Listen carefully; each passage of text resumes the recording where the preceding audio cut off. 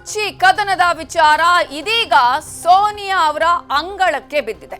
ಸೋನಿಯಾ ಗಾಂಧಿ ಅವರ ನೇತೃತ್ವದಲ್ಲಿ ಸಭೆಯನ್ನ ನಡೆಸುವಂತಹ ಒಂದು ತೀರ್ಮಾನ ಏನಾಗಿತ್ತು, ಆ ಸಭೆಗೆ ಸಂಬಂಧಪಟ್ಟ ಹಾಗೆ ಏನೆಲ್ಲ ಆಗಿದೆ ಅನ್ನೋದರ ಕಂಪ್ಲೀಟ್ ಡೀಟೇಲ್ಸ್ ನಿಮಗೆ ಕೊಡ್ತಾ ಹೋಗ್ತೀವಿ.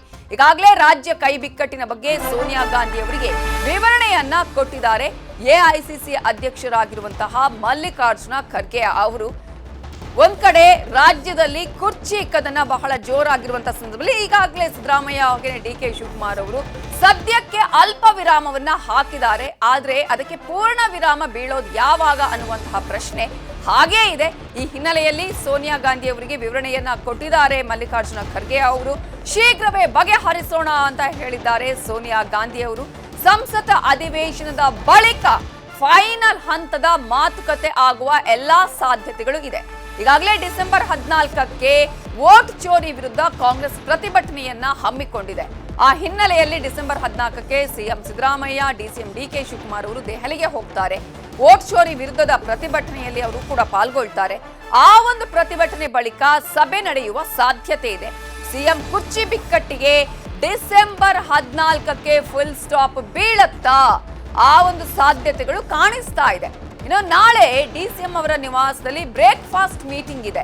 ಸಿಎಂ ಸಿದ್ದರಾಮಯ್ಯ ಅವರಿಗೆ ಆಹ್ವಾನವನ್ನ ಕೊಟ್ಟಿದ್ದಾರೆ ಡಿಸಿಎಂ ಡಿಕೆ ಶಿವಕುಮಾರ್ ಅವರು. ಬೆಳಗಾವಿ ಅಧಿವೇಶನ, ರೈತರ ಹೋರಾಟದ ಬಗ್ಗೆ ಕೂಡ ಈ ಸಂದರ್ಭದಲ್ಲಿ ಚರ್ಚೆ ಆಗುವ ಸಾಧ್ಯತೆ ಇದೆ. ಇನ್ನು ಸಂಸತ್ ಅಧಿವೇಶನದಲ್ಲಿ ರಾಜ್ಯದ ವಿಚಾರಗಳ ಚರ್ಚೆಗೂ ಒತ್ತಡ ಹೇರುವಂತಹ ಹಿನ್ನೆಲೆಯಲ್ಲಿ ಸರ್ವ ಪಕ್ಷ ಸಭೆ ಕರೆಯುವ ಬಗ್ಗೆಯೂ ಕೂಡ ಸಿಎಂ ಡಿಸಿಎಂ ಚರ್ಚೆಯನ್ನ ಮಾಡ್ತಾರೆ. ಈ ಒಂದು ಬ್ರೇಕ್ಫಾಸ್ಟ್ ಮೀಟಿಂಗ್ ನಲ್ಲಿ ರಾಜ್ಯದ ಸಮಸ್ಯೆಗಳ ಬಗ್ಗೆ ಧ್ವನಿ ಎತ್ತೋದಕ್ಕೆ, ಸಂಸದರ ಮೇಲೆ ಒತ್ತಡವನ್ನ ಹೇರುವ ಬಗ್ಗೆ ಕೂಡ ನಾಳೆ ಚರ್ಚೆಯಾಗುವ ಸಾಧ್ಯತೆ ಇದೆ. ಈಗಾಗಲೇ ಈ ಒಂದು ವಿಚಾರದಲ್ಲಿ ದೊಡ್ಡ ಮಟ್ಟದ ಬೆಳವಣಿಗೆಗಳಂತೂ ಆಗುವ ಹಾಗೆ ಕಾಣಿಸ್ತಾ ಇದೆ. ಇದೇ ವಿಚಾರಕ್ಕೆ ಸಂಬಂಧಪಟ್ಟ ಹಾಗೆ ಇನ್ನಷ್ಟು ಅಪ್ಡೇಟ್ಸ್ ಕೊಡೋದಕ್ಕೆ ನಮ್ಮ ರಿಪೋರ್ಟರ್ ಕೃಷ್ಣ ಈಗ ನೇರ ಸಂಪರ್ಕದಲ್ಲಿ ಜಾಯ್ನ್ ಆಗಿದ್ದಾರೆ. ಕೃಷ್ಣ, ಈಗಾಗಲೇ ರಾಜ್ಯ ಕುರ್ಚಿ ಕದನದ ಬಿಕ್ಕಟ್ಟು ಏನಿತ್ತು ಅದು ಸೋನಿಯಾ ಗಾಂಧಿ ಅವರ ಅಂಗಳಕ್ಕೆ ತಲುಪಿತ್ತು. ಇದೀಗ ಮಲ್ಲಿಕಾರ್ಜುನ ಖರ್ಗೆ ಅವರು ಏನೆಲ್ಲ ಮಾಹಿತಿಯನ್ನ ಕೊಟ್ಟಿದ್ದಾರೆ, ಸೋನಿಯಾ ಗಾಂಧಿ ಅವರ ನೇತೃತ್ವದಲ್ಲಿ ನಡೆದಂತಹ ಸಭೆಯಲ್ಲಿ ಯಾವೆಲ್ಲ ಮಾಹಿತಿಗಳನ್ನ ಪಡ್ಕೊಂಡಿದ್ದಾರೆ, ಅದರ ಎಫೆಕ್ಟ್ ಏನು, ಫಲಶ್ರುತಿ ಏನು? ನವಿತಾ, ಈಗ ಸದ್ಯಕ್ಕೆ ಸಿಎಂ ಕುರ್ಚಿ ಕಿತ್ತಾಟಕ್ಕೆ ತಾತ್ಕಾಲಿಕವಾಗಿ ವಿರಾಮ ಬಿದ್ದರೂ ಕೂಡ ಎಲ್ಲೋ ಒಂದ್ ಕಡೆ ಇದೆಲ್ಲದರ ಬಗ್ಗೆ ಒಂದಷ್ಟು ಮಾಹಿತಿಯನ್ನು ಎಸಿಸಿ ಅಧ್ಯಕ್ಷರಾಗಿರ್ತಕ್ಕಂಥ ಮಲ್ಲಿಕಾರ್ಜುನ ಖರ್ಗೆ ಅವರು ಸೋನಿಯಾ ಗಾಂಧಿ ಅವರಿಗೆ ಈಗ ಮಾಹಿತಿಯನ್ನು ಕೊಡ್ತಾ ಇರುವಂತದ್ದು. ಈಗಾಗಲೇ ಮಲ್ಲಿಕಾರ್ಜುನ ಖರ್ಗೆ ಅವರು ದೊಡ್ಡ ಮಟ್ಟದ ಟೀಕೆಗೆ ಗುರಿ ಆಗಿದ್ರು. ರಾಜ್ಯದವರು ಆಗಿದ್ರು ಕೂಡ ರಾಜ್ಯ ಕಾಂಗ್ರೆಸ್ನ ಬಿಕ್ಕಟ್ಟನ್ನ ಬಗೆಹರಿಸುವಂತ ನಿಟ್ಟಿನಲ್ಲಿ ಫೇಲ್ಯೂರ್ ಆಗಿದ್ದಾರೆ ಅನ್ನೋ ಒಂದು ಆಪಾದನೆಗೆ ಗುರಿಯಾಗಿದ್ರು. ಈಗ ಸದ್ಯಕ್ಕೆ ತಾತ್ಕಾಲಿಕವಾಗಿ ಬ್ರೇಕ್ ಹಾಕುವಂತ ನಿಟ್ಟಿನಲ್ಲೇ ಮಲ್ಲಿಕಾರ್ಜುನ ಖರ್ಗೆ ಅವರು ಮುಂದಾಗಿರುವಂತದ್ದು. ಅದಕ್ಕೆ ಪೂರಕವಾಗಿಯೇ ಮೊನ್ನೆ ನಡೆದಂತ ಡಿಸಿಎಂ ಸಿಎಂ ಮಾತುಕತೆ ಅಂತ ಹೇಳ್ಬೋದು. ಅದಾದ ನಂತರವಾಗಿ ಈಗ ಒಗ್ಗಟ್ಟು ಪ್ರದರ್ಶನವನ್ನ ಇಬ್ಬರು ನಾಯಕರು ಕೂಡ ಮಾಡಿದ್ದಾರೆ. ಹೀಗಾಗಿ ಸದ್ಯಕ್ಕೆ ಈ ಒಂದು ಮಾಹಿತಿಯನ್ನ ಎಸಿಸಿ ಅಧ್ಯಕ್ಷ ಆಗಿರತಕ್ಕಂಥ ಮಲ್ಲಿಕಾರ್ಜುನ ಖರ್ಗೆ ಅವರು ಇದೀಗ ಸೋನಿಯಾ ಗಾಂಧಿ ಅವರಿಗೆ ಕೊಟ್ಟಿರುವಂತದ್ದು. ಮತ್ತೆ ಸೋನಿಯಾ ಗಾಂಧಿ ಅವರು ಕೂಡ ಡಿಸೆಂಬರ್ 14 ಅಥವಾ 15 ಮುಖ್ಯಮಂತ್ರಿ ಸಿದ್ದರಾಮಯ್ಯ ಮತ್ತೆ ಡಿಸಿಎಂ ಡಿಕೆ ಶಿವಕುಮಾರ್ನ ಇಬ್ಬರು ಕರೆದು ಕೂಡ ದೆಹಲಿಗೆ ಅಲ್ಲಿ ಒಬ್ರಿಗೊಬ್ರು ಕುಳಿತುಕೊಂಡು ಮಾತಾಡುವಂತ ಸಾಧ್ಯತೆ ಕೂಡ ಇರುವಂತದ್ದು. ಅದೇನಿದ್ರು ಕೂಡ ಬೆಳಗಾವಿಯ ಚಳಿಗಾಲದ ಅಧಿವೇಶನದ ಬಳಿಕವಾಗಿಯೇ ಸಿಎಂ ಕುರ್ಚಿ ಕಿತ್ತಾಟಕ್ಕೆ ಒಂದು ಅಂತಿಮವಾದಂತಹ ನಿರ್ಧಾರವನ್ನ ಅಂದ್ರೆ ಅಂತಿಮವಾದ ಕೊನೆಯ ಒಂದು ಬ್ರೇಕ್ ಹಾಕುವಂತ ನಿಟ್ಟಿನಲ್ಲಿ ಹೈಕಮಾಂಡ್ ನಾಯಕರು ಮನಸ್ಸನ್ನ ಮಾಡುವಂತ ಸಾಧ್ಯತೆ ಇದೆ. ಆದ್ರೀಗ ಸದ್ಯಕ್ಕೆ ಬಹಳ ಪ್ರಮುಖವಾಗಿ ಚಳಿಗಾಲದ ಅಧಿವೇಶನ ಬರ್ತಕ್ಕಂಥ ಸಂದರ್ಭದಲ್ಲಿ ಯಾವುದೇ ಕಾರಣಕ್ಕೂ ಕೂಡ ಒಂದು ರೀತಿ ಪ್ರತಿಪಕ್ಷಗಳಿಗೆ ಆಹಾರವಾಗಿ ಆಗಬಾರದು ಅನ್ನೋ ಕಾರಣಕ್ಕೋಸ್ಕರವಾಗಿ ಇಬ್ಬರು ನಾಯಕರು ಎಲ್ಲೋ ಒಂದ್ ಕಡೆ ಎಚ್ಚರಿಕೆ ನಡೆಯನ್ನ ತೋರಿದ್ದಾರೆ. ಈಗ ಎಲ್ಲೋ ಒಂದ್ ಕಡೆ ಈಗ ಬಿಜೆಪಿ ನಾಯಕರು ಕೂಡ ಕಾಯ್ತಾ ಇದ್ರು ಕಾಂಗ್ರೆಸ್ನ ಕುರ್ಚಿ ಕಿತ್ತಾಟವನ್ನ ಲಾಭವಾಗಿ ಪಡೆದುಕೊಳ್ಬೇಕು ಅನ್ನೋ ನಿಟ್ಟಿನಲ್ಲಿ. ಇದೀಗ ಅವರಿಗೆ ತಿರುಮಂತ್ರ ಹಾಕುವಂತ ನಿಟ್ಟಿನಲ್ಲಿ ಕೂಡ ಈಗಾಗಲೇ ಕಾಂಗ್ರೆಸ್ ನಾಯಕರು ಮುಂದಾಗಿರುವಂತದ್ದು. ಅದರ ಮುಖವಾಗಿ ಉಪಮುಖ್ಯಮಂತ್ರಿಗಳಾಗಿರ್ತಕ್ಕಂಥ ಡಿಕೆ ಶಿವಕುಮಾರ್ ಮತ್ತೆ ಮುಖ್ಯಮಂತ್ರಿ ಸಿದ್ದರಾಮಯ್ಯವರು ಈಗ ಮೊನ್ನೆ ಕಾವೇರಿ ನಿವಾಸದಲ್ಲಿ ಮಾತುಕತೆ ನಡೆಸಿದ್ದಾರೆ. ಮತ್ತೆ ನಾಳೆ ಡಿಸಿಎಂ ಡಿಕೆ ಶಿವಕುಮಾರ್ ಕೂಡ ತಮ್ಮ ನಿವಾಸ ಸದಾಶಿವನಗರಕ್ಕೂ ಕೂಡ ಮುಖ್ಯಮಂತ್ರಿಗಳಿಗೆ ಬ್ರೇಕ್ಫಾಸ್ಟ್ ಮೀಟಿಂಗ್ ಕೂಡ ಕರೆದಿರುವಂತದ್ದು. ಅಲ್ಲಿ ಚರ್ಚೆಯನ್ನ ಮಾಡೋದ್ರ ಮುಖಾಂತರವಾಗಿ ಬರುವಂತ ದಿನಗಳಲ್ಲಿ ಯಾವ ರೀತಿಯಾಗಿ ನಾವಿಬ್ರು ಒಗ್ಗಟ್ಟನ್ನ ಪ್ರದರ್ಶನ ಮಾಡಬೇಕು. ಮತ್ತೆ ಡಿಸೆಂಬರ್ 1ನೇ ತಾರೀಕಿನ ಕೂಡ ದೆಹಲಿಯಲ್ಲಿ ಚಳಿಗಾಲದ ಅಧಿವೇಶನ ಕೂಡ ಏನು ಸಂಸತ್ನಲ್ಲಿ ನಡೀತಿರುವಂತದ್ದು. ಇಂತಹ ಸಂದರ್ಭದಲ್ಲಿ ಮುಖ್ಯವಾಗಿ ಕಾಂಗ್ರೆಸ್ ಬಿಜೆಪಿ ವಿರುದ್ಧವಾಗಿ ಕರ್ನಾಟಕದಲ್ಲಿ ಯಾವ ರೀತಿಯಾಗಿ ಅನ್ಯಾಯ ಆಗಿದೆ ಮತ್ತೆ ರಾಜ್ಯದ ಅಭಿವೃದ್ಧಿ ಬಗ್ಗೆ ಯಾವ ರೀತಿ ಕುಂಠಿತ ಆಗಿದೆ ಮತ್ತೆ ತಮಗೆ ಬರಬೇಕಾದಂತಹ ತೆರಿಗೆ ಪಾಲಿಷ್ಟಿದೆ. ಎಲ್ಲದರ ಬಗ್ಗೆ ಕೂಡ ಕಾಂಗ್ರೆಸ್ ಸಂಸದರು ಸಂಸತ್ನಲ್ಲಿ ಒಂದು ರೀತಿ ಗಮನ ಸೆಳೆಯುವಂತ ನಿಟ್ಟಿನಲ್ಲಿ ಮತ್ತೆ ಬಿಜೆಪಿಗೂ ಕೂಡ ಕೌಂಟರ್ ಕೊಡುವಂತ ನಿಟ್ಟಿನಲ್ಲಿ ಈ ಒಂದು ತಂತ್ರಗಾರಿಕೆ ಮಾಡುವಂತ ನಿಟ್ಟಿನಲ್ಲಿ ಕೂಡ ಸದ್ಯಕ್ಕೆ ಡಿ.ಕೆ. ಶಿವಕುಮಾರ್ ಮತ್ತೆ ಮುಖ್ಯಮಂತ್ರಿ ಸಿದ್ದರಾಮಯ್ಯ ಮುಂದಾಗಿರುವಂತದ್ದು. ಅದೇನೇ ಇದ್ರೂ ಕೂಡ ಹೈಕಮಾಂಡ್ ನಾಯಕರ ಸೂಚನೆ ಮೇರೆಗೆ ಇಬ್ಬರು ನಾಯಕರು ಇದೀಗ ಎಲ್ಲ ಒಂದ್ ಕಡೆ ಒಂದು ರೀತಿ ಒಗ್ಗಟ್ಟಿಗೆ ಮುಂದಾಗಿದ್ದಾರೆ. ಆದ್ರೆ ಬೆಳಗಾವಿಯ ಚಳಿಗಾಲದ ಅಧಿವೇಶನದ ಬಳಿಕವಾಗಿ ಕರ್ನಾಟಕ ಕಾಂಗ್ರೆಸ್ನಲ್ಲಿ ಏನ್ ಬೇಕಾದ್ರೂ ಆಗ್ಬಹುದು ಅನ್ನೋ ಒಂದು ವಿಚಾರ ಕೂಡ ಈಗ ಗೊತ್ತಾಗ್ತಿರುವಂತದ್ದು. ಅದಕ್ಕೆ ಪೂರಕವಾಗಿಯೇ ಡಿ.ಕೆ. ಶಿವಕುಮಾರ್ ಒಂದಷ್ಟು ತಂತ್ರಗಾರಿಕೆಯನ್ನು ಮಾಡ್ಕೊಂಡಿದ್ದಾರೆ. ಏನು ನವೆಂಬರ್ 21-26 ಒಳಗಡೆನೆ ಅವರು ಮುಖ್ಯಮಂತ್ರಿ ಆಗಬೇಕು ಅನ್ನೋ ಕನಸನ್ನ ಕಂಡಿದ್ರು. ಆದ್ರೀಗ ಇಲ್ಲ ಒಂದ್ ಕಡೆ ಬದಲಾದ ಸಂದರ್ಭ ಮತ್ತೆ ಹೈಕಮಾಂಡ್ ನಾಯಕರ ಒಂದು ಸೂಚನೆ ಮೇರೆಗೆ ಸದ್ಯಕ್ಕೆ ಡಿ.ಕೆ. ಶಿವಕುಮಾರ್ ಇದ್ದಾರೆ. ಮತ್ತೆ ಡಿ.ಕೆ. ಶಿವಕುಮಾರ್ ಆಪ್ತಬಣರು ಕೂಡ ಹೇಳ್ತಾ ಇದ್ದಾರೆ, ಚಳಿಗಾಲದ ಅಧಿವೇಶನ ಬಳಿಕವಾಗಿ ಯಾವುದೇ ಕಾರಣಕ್ಕೂ ಕೂಡ ಅವರು ಮುಖ್ಯಮಂತ್ರಿ ಪದವಿಯನ್ನು ಬಿಡಲ್ಲ, ಮುಖ್ಯಮಂತ್ರಿ ಪದವಿಯನ್ನ ಪಡೆದುಕೊಳ್ತಾರೆ ಅನ್ನೋದು. ಹೀಗಾಗಿ ಸಾಕಷ್ಟು ಕುತೂಹಲಕ್ಕೆ ಕೆರಳಿಸಿದೆ ಕಾಂಗ್ರೆಸ್ ನಾಯಕತ್ವದ ಬೆಳವಣಿಗೆಗಳ ಬಗ್ಗೆ. ಆದ್ರೆ ಸದ್ಯಕ್ಕಂತೂ ಈಗ ಡಿ.ಕೆ. ಶಿವಕುಮಾರ್ ಮತ್ತೆ ಮುಖ್ಯಮಂತ್ರಿ ಸಿದ್ದರಾಮಯ್ಯ ಒಂದಾಗಿದ್ದಾರೆ. ಅದಕ್ಕೆ ಮುಂದುವರೆದ ಭಾಗವಾಗಿನೇ ಪ್ರತಿಪಕ್ಷಗಳನ್ನ ಒಂದು ರೀತಿ ತಕ್ಕವಾಗಿ ಎದುರಿಸುವಂತ ನಿಟ್ಟಿನಲ್ಲಿ ಅಂದ್ರೆ ಚಳಿಗಾಲದ ಅಧಿವೇಶನದಲ್ಲಿ ಒಂದ್ ಕಡೆಗೆ ಬಿಜೆಪಿ ಮತ್ತೆ ಜೆಡಿಎಸ್ ನಾಯಕರು ಎದುರಿಸಿದ್ದಾದ್ರೆ ಮತ್ತೊಂದು ಕಡೆ ಸಂಸತ್ನಲ್ಲೂ ಕೂಡ ಕೇಂದ್ರದ ಎನ್ಡಿಎ ಸರ್ಕಾರವನ್ನು ಕೂಡ ಎದುರಿಸುವಂತ ನಿಟ್ಟಿನಲ್ಲಿ ಕೂಡ ನಾಳೆ ಡಿ.ಕೆ. ಶಿವಕುಮಾರ್ ಮತ್ತೆ ಮುಖ್ಯಮಂತ್ರಿ ಸಿದ್ದರಾಮಯ್ಯ ಚರ್ಚೆಯನ್ನ ಮಾಡುವಂತದ್ದು. ಕೇವಲವಾಗಿ ಪ್ರತಿಪಕ್ಷಗಳನ್ನು ಎದುರಿಸುವಂತ ನಿಟ್ಟಿನಲ್ಲಿ ಮಾತ್ರ ನಾಳೆ ಚರ್ಚೆ ಆಗುತ್ತೆ. ಆದ್ರೆ ಎಲ್ಲೊಂದು ಕಡೆ ನಾಯಕತ್ವದ ಬಿಕ್ಕಟ್ಟು ವಿಚಾರವಾಗಿ, ಯಾಕಂದ್ರೆ ಸ್ವತಃ ಇಬ್ಬರನ್ನು ಕೂಡ ಅಂದ್ರೆ ಸಿದ್ದರಾಮಯ್ಯ ಅಧಿಕಾರವನ್ನು ಬಿಟ್ಕೊಡ್ಬೇಕು ಮತ್ತೆ ಡಿ.ಕೆ. ಶಿವಕುಮಾರ್ ಕೂಡ ಮುಖ್ಯಮಂತ್ರಿ ಪದವಿಯನ್ನು ಪಡೆದುಕೊಳ್ಬೇಕು. ಇಂತಹ ಸಂದರ್ಭದಲ್ಲಿ ನಾಯಕತ್ವದ ವಿಚಾರವಾಗಿ ಅಲ್ಲೇನು ಕೂಡ ಚರ್ಚೆ ಆಗಲ್ಲ ಅನ್ನುವಂಥದ್ದು ಮೇಲ್ನೋಟಕ್ಕೆ ಗೊತ್ತಾಗ್ತಿರುವಂತದ್ದು. ಮತ್ತೆ ಹೈಕಮಾಂಡ್ ನಾಯಕರ ಏನೇ ಇದ್ರೂ ಕೂಡ ಆ ಸೂಚನೆ ಮೇರೆಗೆ ಅದು ನಿರ್ಧಾರ ಆಗುವಂತದ್ದು. ನಾಳೆ ಬರೀ ಬ್ರೇಕ್ಫಾಸ್ಟ್ ಮೀಟಿಂಗ್ ನಲ್ಲಿ ಕೇಂದ್ರ ಸರ್ಕಾರದ ವಿರುದ್ಧವಾಗಿ ಯಾವ ರೀತಿಯಾಗಿ ಹೋರಾಟವನ್ನು ಮಾಡಬೇಕು ಅನ್ನೋ ನಿಟ್ಟಿನಲ್ಲಿ ಕೂಡ ಚರ್ಚೆ ಮಾಡುವಂತ ಸಾಧ್ಯತೆ ಇರುವಂತದ್ದು. ನಮಿತಾ, ಈಗ ಕೃಷ್ಣ, ಒಂದ್ ಕಡೆ ಡಿಸೆಂಬರ್ 14ಕ್ಕೆ ನಾವು ಈ ಒಂದು ಎಲ್ಲಾ ಬೆಳವಣಿಗೆಗಳು ಒಂದು ಫೈನಲ್ ಹಂತಕ್ಕೆ ಬರಬಹುದು ಅಂತ ಅನ್ಕೊಳ್ಬಹುದಾ, ಈ ಎಲ್ಲಾ ಶಮನ ಬಿಕ್ಕಟ್ಟು ಆಗುವಂತಹ ಡೇಟ್ ಅಂತ ಅನ್ಕೊಳ್ಬಹುದಾ ಅನ್ನೋದು ಒಂದ್ ಕಡೆ. ಆದ್ರೆ ಮತ್ತೊಂದು ಕಡೆ ಡಿ.ಕೆ. ಶಿವಕುಮಾರ್ ಅವರು ಪಕ್ಷ ನಿಷ್ಠೆಯ ವಿಚಾರ ಹೇಳ್ತಾ ಇದ್ದಾರೆ, ಜೊತೆಗೆ ಆತ್ಮಸಾಕ್ಷಿಯ ವಿಚಾರ ಮಾತಾಡ್ತಾ ಇದ್ದಾರೆ, ದೇವರ ಸಾಕ್ಷಿಯ ವಿಚಾರ ಮಾತಾಡ್ತಾ ಇದ್ದಾರೆ, ಬೆನ್ನಿಗೆ ಚೂರಿ ಹಾಕಿದವರ ಕಥೆಯನ್ನು ಕೂಡ ಹೇಳೋದ್ರ ಮೂಲಕ ಇದು ಹಾಗೇ ಇದೆ. ಡಿಸೆಂಬರ್ ಒಂದು ಚಳಿಗಾಲದ ಅಧಿವೇಶನದವರಿಗೆ ಸದ್ಯಕ್ಕೊಂದು ತೇಪೆ ಹಾಕುವ ಕೆಲಸ ಅಂತ ಅನ್ಕೋಬಹುದಾ ಇಲ್ಲಿ ಅಂತ? ಖಂಡಿತವಾಗ್ಲೂ ನಿಮಿತ್ತ, ಈಗ ಕಾಂಗ್ರೆಸ್ನ ನಾಯಕತ್ವದ ಬಿಕ್ಕಟ್ಟು ಒಂದು ರೀತಿ ಬೂದಿ ಮುಚ್ಚಿದ ಕೆಂಡದಂತಿರುವಂತದ್ದು ಸತ್ಯ. ಯಾಕಂದ್ರೆ ಮುಖ್ಯವಾಗಿ ಮುಖ್ಯಮಂತ್ರಿ ಸಿದ್ದರಾಮಯ್ಯ ಕೂಡ ಅಧಿಕಾರವನ್ನು ಬಿಟ್ಕೊಡುವಂತ ನಿಟ್ಟಿನಲ್ಲಿ ಕೂಡ ಮನಸ್ಸನ್ನ ಮಾಡಿಲ್ಲ. ಮತ್ತೊಂದು ಕಡೆ ಡಿ.ಕೆ. ಶಿವಕುಮಾರ್ ಕೂಡ ಅಧಿಕಾರವನ್ನು ಹೇಗಾದ್ರೂ ಪಡೆದುಕೊಳ್ಬೇಕು ಅನ್ನೋ ನಿಟ್ಟಿನಲ್ಲಿ ಹಠವನ್ನು ಈಗಲೂ ಕೂಡ ಇದ್ದಾರೆ. ಮತ್ತೆ ಹೈಕಮಾಂಡ್ ನಾಯಕರು ಕೂಡ ಈ ಒಂದು ವಿಚಾರ ಗೊತ್ತಾಗಿದೆ. ಕರ್ನಾಟಕದಲ್ಲಿ ಏನಾದರೂ ಈ ರೀತಿ ಒಂದು ರೀತಿ ಬೇರೆ ಬೇರೆ ರೀತಿಯಂತಹ ಗೊಂದಲಗಳಿಂದಾಗಿ ಈಗ ಒಂದು ಕಾಂಗ್ರೆಸ್ ಸರ್ಕಾರವನ್ನು ಕೂಡ ಕಲ್ತ್ಕೊಂಡ್ಬಿಟ್ರೆ ದೊಡ್ಡ ಮಟ್ಟದ ಲಾಸು ಕಾಂಗ್ರೆಸ್ ಹೈಕಮಾಂಡ್ ಗೊತ್ತಾಗಿದೆ. ಆ ಕಾರಣಕ್ಕೋಸ್ಕರವಾಗಿ ಒಂದು ರೀತಿ ಎಚ್ಚರಿಕೆ ನಡೆಯಕ್ಕೆ ಹೈಕಮಾಂಡ್ ನಾಯಕರು ಮುಂದಾಗಿದ್ದಾರೆ. ಅದರಲ್ಲೂ ಕೂಡ ಎಸಿಸಿ ಅಧ್ಯಕ್ಷ ಮಲ್ಲಿಕಾರ್ಜುನ್ ಖರ್ಗೆ ಅವರು ಈ ಒಂದು ವಿಚಾರದಲ್ಲಿ ಒಂದು ಸೂಕ್ಷ್ಮತೆ ಮೆರೆದಿರುವಂತದ್ದು. ಈಗ ಸದ್ಯಕ್ಕೆ ನೀವು ಹೇಳಿದಂಗೆ ಈಗ ತಾತ್ಕಾಲಿಕವಾಗಿ ಬ್ರೇಕ್ ಬಿದ್ದಿದ್ರು ಕೂಡ ಕೊನೆಯ ದಿನಗಳಲ್ಲಿ ಅಂದ್ರೆ ಬರ್ತಾ ದಿನಗಳಲ್ಲಿ ಇದು ಇನ್ನಷ್ಟು ಬುಗಿಲೇಳುವಂತ ಸಾಧ್ಯತೆ ಇದೆ. ಯಾಕಂದ್ರೆ ಚಳಿಗಾಲದ ಅಧಿವೇಶನ ಸಂದರ್ಭದಲ್ಲಿ ಸಹಜವಾಗಿಯೇ ಒಬ್ರಿಗೊಬ್ರು ಕಿತ್ತಾಡ್ಕೊಂಡ್ರೆ ಅಲ್ಲಿ ಎಲ್ಲೊಂದ್ ಕಡೆ ಅದು ಕಾಂಗ್ರೆಸ್ಗೆ ದೊಡ್ಡ ಮಟ್ಟದ ಡ್ಯಾಮೇಜ್ ಆಗುತ್ತೆ, ಮತ್ತೆ ಪ್ರತಿಪಕ್ಷಗಳಿಗೂ ಕೂಡ ದೊಡ್ಡ ಮಟ್ಟದ ಅಸ್ತ್ರವಾಗುತ್ತೆ. ಆ ಕಾರಣಕ್ಕೋಸ್ಕರವಾಗಿಯೇ ಎಲ್ಲೊಂದ್ ಕಡೆ ಎಚ್ಚರಿಕೆ ನಡೆಯನ್ನ ಮುಖ್ಯಮಂತ್ರಿ ಸಿದ್ದರಾಮಯ್ಯ ಕೂಡ ತಾಳಿರುವಂತದ್ದು. ಮತ್ತೆ ಈಗಾಗಲೇ ಎಸಿಸಿ ಅಧ್ಯಕ್ಷರಾಗಿರ್ತಕ್ಕಂಥ ಮಲ್ಲಿಕಾರ್ಜುನ್ ಖರ್ಗೆ ಅವರು ಕೂಡ ರಾಜ್ಯ ಕಾಂಗ್ರೆಸ್ ನಾಯಕತ್ವದ ಬಿಕ್ಕಟ್ಟಿಗೆ ಬಗ್ಗೆ ಈಗ ಸದ್ಯಕ್ಕೆ ಮಧ್ಯಪ್ರವೇಶ ಮಾಡಿ ತಿಳಿಗೊಳಿಸಿದ್ದಾರೆ.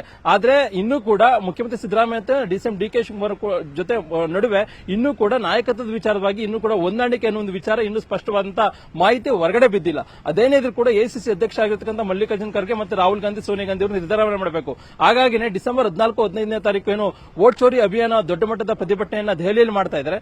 ಅಂತ ಸಂದರ್ಭದಲ್ಲಿ ಇಬ್ಬರು ನಾಯಕರು ಕೂಡ ದೆಹಲಿಗೆ ಹೋದಂತ ಸಂದರ್ಭದಲ್ಲಿ ಅಲ್ಲಿ ಸೋನಿಯಾ ಗಾಂಧಿ ಅವರ ಸಮ್ಮುಖದಲ್ಲಿ ಚರ್ಚೆಯನ್ನ ಮಾಡೋದ್ರ ಮುಖಾಂತರವಾಗಿ ಒಂದು ಅಂತಿಮವಾದ ನಿಲುವನ್ನ ತೆಗೆದುಕೊಳ್ಳುವಂತ ಸಾಧ್ಯತೆ ಇದೆ. ಆ ಒಂದು ಸಂದರ್ಭದಲ್ಲಿ ಮುಖ್ಯಮಂತ್ರಿ ಸಿದ್ದರಾಮಯ್ಯಗೂ ಕೂಡ ಸೋನಿಯಾ ಗಾಂಧಿ ಅವರು ಅಧಿಕಾರವನ್ನ ಬಿಟ್ಕೊಡಿ ಅನ್ನುವಂತ ಮಾತಲ್ಲೂ ಕೂಡ ಆಶ್ಚರ್ಯ ಇಲ್ಲ ಅನ್ನೋ ಮಾತುಗಳು ಕೂಡ ಕಾಂಗ್ರೆಸ್ ವಲಯದಲ್ಲಿ ಕೇಳಿ ಬರ್ತಾ ಇದಾವೆ. ಆದ್ರೆ ಈಗ ಸದ್ಯಕ್ಕೆ ಅಂತ ಕಾಂಗ್ರೆಸ್ ನಾಯಕತ್ವದ ಬಿಕ್ಕಟ್ಟು ಒಂದು ತಾತ್ಕಾಲಿಕವಾಗಿ ಬ್ರೇಕ್ ಬಿದ್ದಿದೆ. ಆದ್ರೆ ಇನ್ನೂ ಕೂಡ ಇದು ಬರುವಂತ ದಿನಗಳಲ್ಲಿ ಇನ್ನೂ ಕೂಡ ಗೊಂದಲ ಮುಂದುವರುವಂತ ಸಾಧ್ಯತೆ ಇದೆ.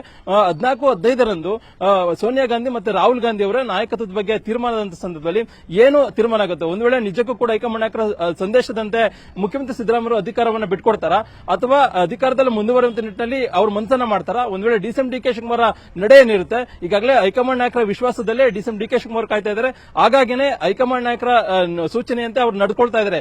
ಏನೇ ಆದ್ರೂ ಕೂಡ ಒಂದ್ ರೀತಿ ಸ್ವಲ್ಪ ವಿಳಂಬ ಆದ್ರೂ ಪರವಾಗಿಲ್ಲ, ಹೈಕಮಾಂಡ್ ನಾಯಕರು ಮಾತನ್ನ ನಾವು ಕೇಳಬೇಕು ಅನ್ನೋ ಕಾರಣಕ್ಕೋಸ್ಕರವಾಗಿ ಡಿ.ಕೆ. ಶಿವಕುಮಾರ್ ನಡೆದುಕೊಳ್ತಾ ಇದ್ದಾರೆ. ಹೀಗಾಗಿ 14-15ನೇ ತಾರೀಕಿಂದ ಸೋನಿಯಾ ಗಾಂಧಿ ಅವರನ್ನ ಭೇಟಿ ಮಾಡಿದ ಸಂದರ್ಭದಲ್ಲಿ ಅಂತಿಮವಾಗಿ ಅಲ್ಲಿ ಡಿ.ಕೆ. ಶಿವಕುಮಾರ್ ಅವರು ತಮ್ಮ ಹಠವನ್ನ ಯಾವುದೇ ಕಾರಣಕ್ಕೂ ಕೂಡ ಸಡಿಲಿಸದೆ ಅಧಿಕಾರವನ್ನ ಪಡೆದುಕೊಳ್ಳುವಂತ ಸಾಧ್ಯತೆ ಕೂಡ ಹೆಚ್ಚಿರುವಂತದ್ದು. ಹೀಗಾಗಿ ಸಾಕಷ್ಟು ಕುತೂಹಲ ಕೆರಳಿಸಿದೆ. ಸದ್ಯಕ್ಕೆ ತಾತ್ಕಾಲಿಕ ನಾಯಕತ್ವದ ಬಗ್ಗೆ ಬ್ರೇಕ್ ಬಿದ್ದಿದೆ. ಆದ್ರೆ 14-15 ಮತ್ತೆ ಚಳಿಗಾಲದ ಅಧಿವೇಶನದ ನಂತರವಾಗಿ ಇದು ದೊಡ್ಡ ಮಟ್ಟದಲ್ಲಿ ಉಲ್ಬಣಗೊಳ್ಳುವಂತ ಸಾಧ್ಯತೆ ಇರುವಂತದ್ದು. Navitha, okay, thank you Krishna ಡೀಟೇಲ್ಸ್ಗೆ. ಬಡವರಿಗೆ ಬಣ್ಣ ಬಣ್ಣದ ಮಾತು ಹೇಳಿ ಮೋಸ ಮಾಡಿದ್ರ? ಆಡಳಿತ ವರ್ಗದ ನಿರ್ಲಕ್ಷ್ಯಕ್ಕೆ ಇಲ್ಲಿ ಬಡವರು ಪರದಾಟವನ್ನ ಅನುಭವಿಸ್ತಾ ಇದ್ದಾರೆ. ಹುಬ್ಬಳ್ಳಿಯ ಸ್ಲಂ ನಿವಾಸಿಗಳ ಸಂಕಷ್ಟ ಕೇಳೋರೇ ಇಲ್ಲ ಅನ್ನುವ ಪರಿಸ್ಥಿತಿ ಇದೆ. ಬಡವರಿಗೆ ಬಣ್ಣ ಬಣ್ಣದ ಮಾತು ಹೇಳಿ ಮರಳು ಮಾಡುವ ಕೆಲಸವನ್ನ, ಮೋಸ ಮಾಡುವ ಕೆಲಸವನ್ನ ಇಲ್ಲಿ ನಡೆಸಲಾಯ್ತಾ ಅನ್ನುವ ಪ್ರಶ್ನೆ ಇದೆ. ಕಾರಣ ಆ ರೀತಿಯಾದಂತಹ ಬೆಳವಣಿಗೆ ಆಗ್ತಾ ಇರುವುದಲ್ಲಿ ಆಡಳಿತ ವರ್ಗದ ನಿರ್ಲಕ್ಷ್ಯಕ್ಕೆ ಬಡವರು ಇಲ್ಲಿ ಪರದಾಟ ಮಾಡ್ತಿದ್ದಾರೆ. ಹುಬ್ಬಳ್ಳಿಯ ಸ್ಲಂ ನಿವಾಸಿಗಳ ಸಂಕಷ್ಟ ಕೇಳೋರೇ ಇಲ್ಲ. ಹುಬ್ಬಳ್ಳಿಯ ಕಲಘಟಕಿ ಸ್ಲಂ ನಿವಾಸಿಗಳು ಪ್ರತಿನಿತ್ಯ ಸಂಕಷ್ಟವನ್ನ ಅನುಭವಿಸ್ತಾ ಇದ್ದಾರೆ. ಅರ್ಧಕ್ಕೆ ನಿಂತಿದೆ ಮನೆಗಳ ನಿರ್ಮಾಣ ಕಾರ್ಯ. 2018ರಲ್ಲಿ ಮನೆಗಳ ನಿರ್ಮಾಣ ಕಾಮಗಾರಿ ಆರಂಭ ಆಗಿದೆ. 5.17 ಲಕ್ಷ ವೆಚ್ಚದಲ್ಲಿ ಮನೆಗಳ ನಿರ್ಮಾಣದ ಗುರಿಯನ್ನ ಹೊಂದಲಾಗಿತ್ತು. ಆಗ 700 ಮನೆಗಳನ್ನ ನಿರ್ಮಿಸಿ ಹಂಚುವ ಭರವಸೆಯನ್ನೂ ನೀಡಲಾಗಿತ್ತು. ಕೊಟ್ಟಿದ್ಯಾರು? ಕೊಳಗೇರಿ ಅಭಿವೃದ್ಧಿ ಮಂಡಳಿ. ನಾವು ಮನೆ ಕೊಡ್ತೀವಿ ಅಂತ ಹೇಳಿ 700 ಮನೆಗಳನ್ನ ನಿರ್ಮಿಸಿ ಹಂಚುವ ಭರವಸೆಯನ್ನ ನೀಡಿತ್ತು. ಸ್ಲಂ ನಿವಾಸಿಗಳಿದ್ದ ಸ್ಥಳದಲ್ಲೇ ಮನೆ ನಿರ್ಮಾಣ ಮಾಡಿಕೊಡ್ತೀವಿ ಅನ್ನುವ ಅಭಯವನ್ನೂ ನೀಡಿತ್ತು. ಕಲಘಟಕಿಯ ಮಾಚಾಪುರ ತಾಂಡ, ಹುಲಿಗಿನಕಟ್ಟಿ ತಾಂಡ. ಈಗ 7 ವರ್ಷ ಕಳೆದಿದೆ, ಇನ್ನೂ ಕೂಡ ಕಾಮಗಾರಿ ಪೂರ್ಣಗೊಂಡಿಲ್ಲ. ಇದ್ದ ಮನೆ ಬಿಟ್ಟು ಬಾಡಿಗೆ ಮನೆ ಸೇರಿದ್ದಾರೆ ಆ ಭಾಗದ ನಿವಾಸಿಗಳು. ಕೆಲವರು ಸಾಲ ಸೋಲ ಮಾಡಿ ಮನೆಯನ್ನ ಹೇಗೋ ಪೂರ್ಣಗೊಳಿಸಿಕೊಂಡಿದ್ದಾರೆ. ಆದ್ರೆ ಇಲ್ಲಿ ಬೇಕಾದಂತಹ ಮೂಲ ಸೌಕರ್ಯಗಳೇ ಇಲ್ಲ. ಮೂಲಭೂತ ಸೌಕರ್ಯಗಳು ಗಗನ ಕುಸುಮವಾಗಿದೆ. ಈಗಾಗಲೇ 7 ವರ್ಷ ಕಳೆದಿದೆ. ನೋಡಿ ಯಾವ ರೀತಿಯಾದಂತಹ ಮನೆಯ ಕೆಲಸ ಆಗಿದೆ ಅನ್ನೋದನ್ನ ನಿಮ್ಗೆ ನಾವು ತೋರಿಸ್ತಾ ಇದ್ದೀವಿ. ಇಲ್ಲಿ ಅರ್ಧಕ್ಕೆ ಮನೆಗಳ ಕಾಮಗಾರಿ ನಿಂತಿದೆ. 2018ರಲ್ಲಿ ಆರಂಭ ಆಗಿದ್ದು ಮನೆಯ ಕಾಮಗಾರಿಗಳು ಇನ್ನೂ ಕೂಡ 2025 ಆದ್ರೂ ಕೂಡ ಪೂರ್ಣಗೊಂಡಿಲ್ಲ. ಹಿಂದೆ ಇದ್ದಂಥ ಸರ್ಕಾರದ ನಮ್ಮ ಶಾಸಕರಾದಂಥ ನಿಮ್ಮಣ್ಣವರು ಗುದ್ಲಿ ಪೂಜೆ ಮಾಡಿ 2017ರಲ್ಲಿ ಕಾಮಗಾರಿಗಳನ್ನು ಸ್ಟಾರ್ಟ್ ಮಾಡಿದ್ರು.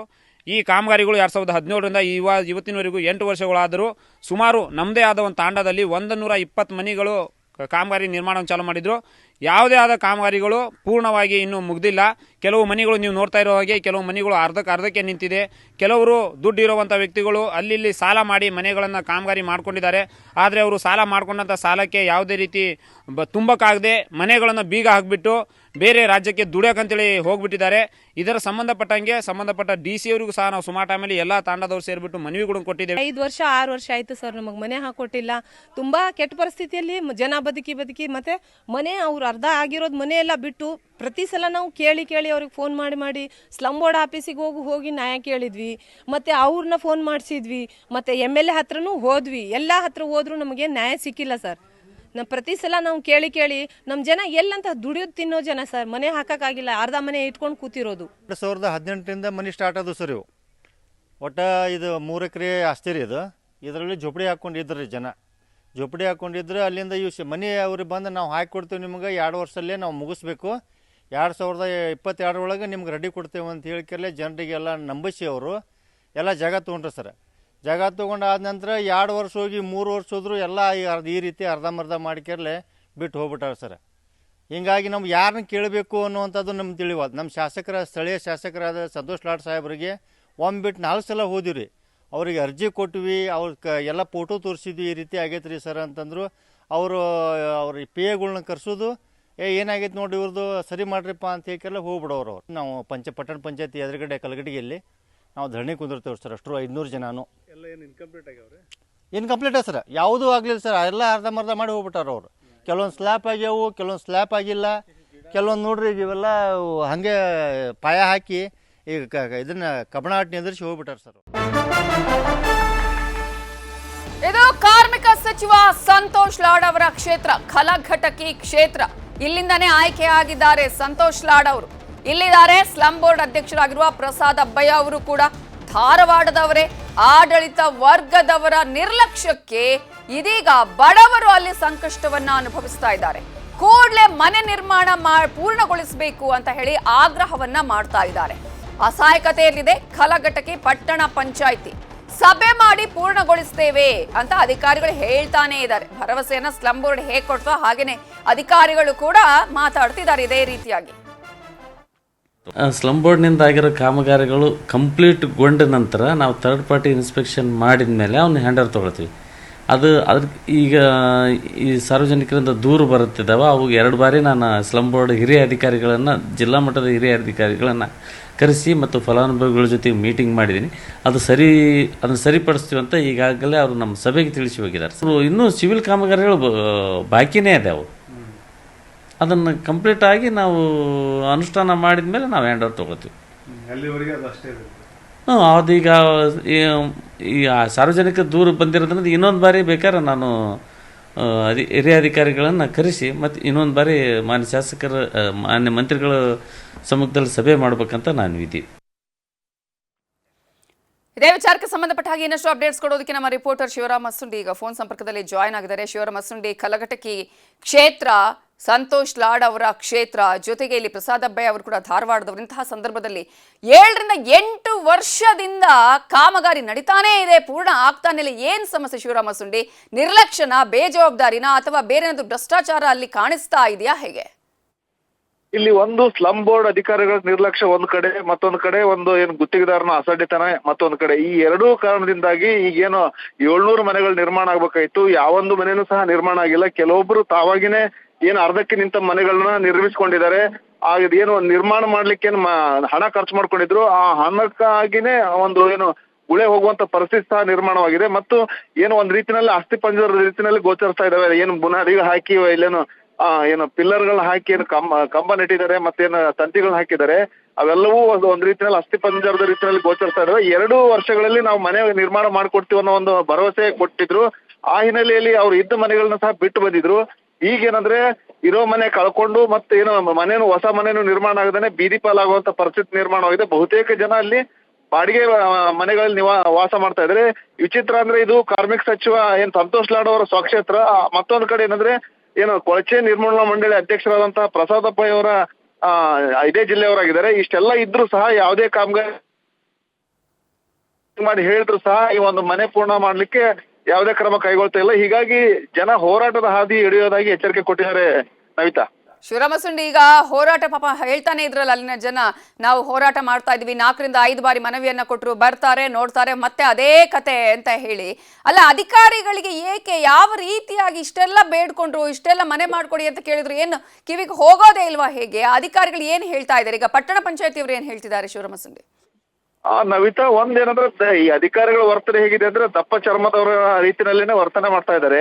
ಯಾಕಂದ್ರೆ ಈಗೇನು ಸ್ಲಮ್ ಬೋರ್ಡ್ ಏನು ಅಧಿಕಾರಿಗಳಿದ್ದಾರೆ, ಈಗ ಏನು ಅವರು ಪೂರ್ಣಗೊಳಿಸ್ಲಿಕ್ಕೆ ಯಾವುದೇ ರೀತಿಯ ಕ್ರಮ ಕೈಗೊಳ್ತಿಲ್ಲ. ಮತ್ತೊಂದು ಕಡೆ ಏನಂದ್ರೆ ಪಟ್ಟಣ ಪಂಚಾಯತಿ ಅಧಿಕಾರಿಗಳು ಸಹ ಸಾಕಷ್ಟು ತಾಕೀತು ಮಾಡಿದ್ದಾರೆ.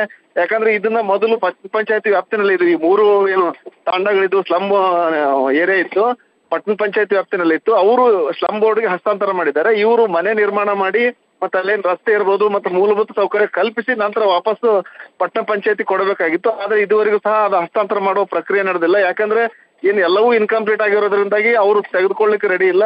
ಹೀಗಾಗಿ ಕೂಡಲೇ ಏನು ಆದಷ್ಟು ಬೇಗ ಆ ಮನೆಗಳನ್ನ ಪೂರ್ಣ ಮಾಡಿ ಏನು ಬೇಸಿಕ್ ನೀಡ್ಸ್ ಕಲ್ಪಿಸಿ ನಮಗೆ ವಾಪಸ್ ಕೊಡ್ರಿ ಅಂತೇಳಿ ಪಟ್ಟಣ ಪಂಚಾಯತಿ ಅಧಿಕಾರಿಗಳು ಸಹ ಹೇಳ್ತಾ ಇದ್ದಾರೆ. ಆದ್ರೆ ಏನು ಸ್ಲಮ್ ಬೋರ್ಡ್ ಅಧಿಕಾರಿಗಳು ಮತ್ತೆ ಏನು ಗುತ್ತಿಗೆದಾರರು ಒಂದು ಅಸಡ್ಡೆ ತೋರ್ತಾ ಇರೋದ್ರಿಂದಾಗಿ ಇದು ಯಾವುದೇ ರೀತಿಯ ಒಂದು ಮುಂದುವರಿತಾ ಇಲ್ಲ ಅಂತ ಹೇಳ್ಬೋದು. ನವಿತಾ, ಈಗ ಶಿವರಾಮ್ ಮಸುಂಡಿ, ಇವರೆಲ್ಲ ಕಂಪ್ಲೀಟ್ ಮಾಡಿ ಕೊಡುವಷ್ಟರಲ್ಲಿ ಮನೆಗಳೇ ಶಿಥಿಲಾವಸ್ಥೆ ತಲುಪುತ್ತೇನೋ ಅಂತ?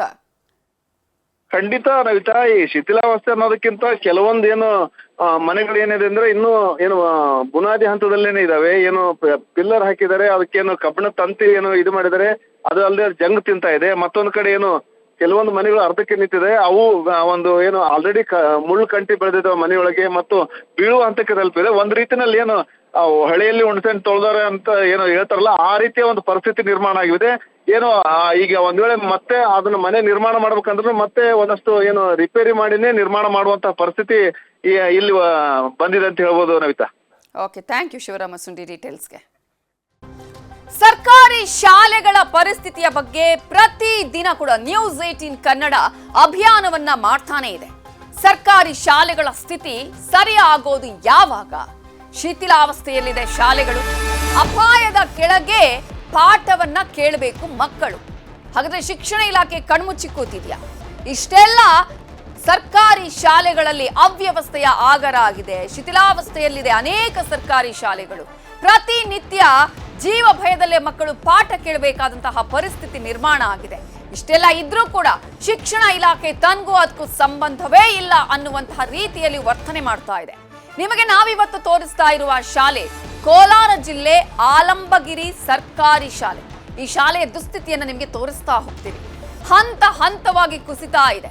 ಶಿಥಿಲಾವಸ್ಥೆಯ ಕೊಠಡಿಗಳು, ಶಿಥಿಲಾವಸ್ಥೆಯ ಕೊಠಡಿಯಲ್ಲಿ ಅಲ್ಲಿ ಏನು ಆಗ್ತಾ ಇದೆ, ಮಕ್ಕಳು ಯಾವ ರೀತಿಯಾಗಿ ಪಾಠವನ್ನ ಕೇಳಬೇಕು ಅನ್ನೋದನ್ನ ನಿಮಗೆ ತೋರಿಸ್ತಾ ಹೋಗ್ತೀವಿ ದೃಶ್ಯಗಳ ಸಮೇತವಾಗಿ. ಅವಶೇಷ ಪಕ್ಕದ ಕೊಠಡಿ ಮೇಲೇನೆ ಕುಸಿತದ ಭೀತಿ ಕೂಡ ಇದೆ. ಶಿಥಿಲಾವಸ್ಥೆಯ ಕೊಠಡಿಯನ್ನ ತೆರವು ಮಾಡದೆ ನಿರ್ಲಕ್ಷ್ಯವನ್ನ ಮಾಡಿದ್ದಾರೆ. ಬಿರುಕು ಬಿಟ್ಟಿರುವ ಬೋರ್ಡ್, ಆ ಭಾಗದ ಗೋಡೆ ಕೂಡ ನೀವು ಗಮನಿಸಬೇಕು, ಕಂಪ್ಲೀಟ್ ಆಗಿ ಬಿರುಕು ಬಿಟ್ಟಿದೆ. ಇದೀಗ ತೇವಾಂಶ ಹೆಚ್ಚಾಗಿ ಗೋಡೆ ಕುಸಿಯುವಂತಹ ಭೀತಿ ಎದುರಾಗಿದೆ. 1980ರಲ್ಲಿ ನಿರ್ಮಾಣ ಆಗಿರುವಂತಹ ಕಲ್ಲು ಚಪ್ಪಡಿ ಕೊಠಡಿ. ಈ ಸುಸ್ಥಿತಿಯಲ್ಲಿರೋ ಕೊಠಡಿಯ ಗೋಡೆಯಲ್ಲಿ ತೇವಾಂಶ ಬಂದಿದೆ.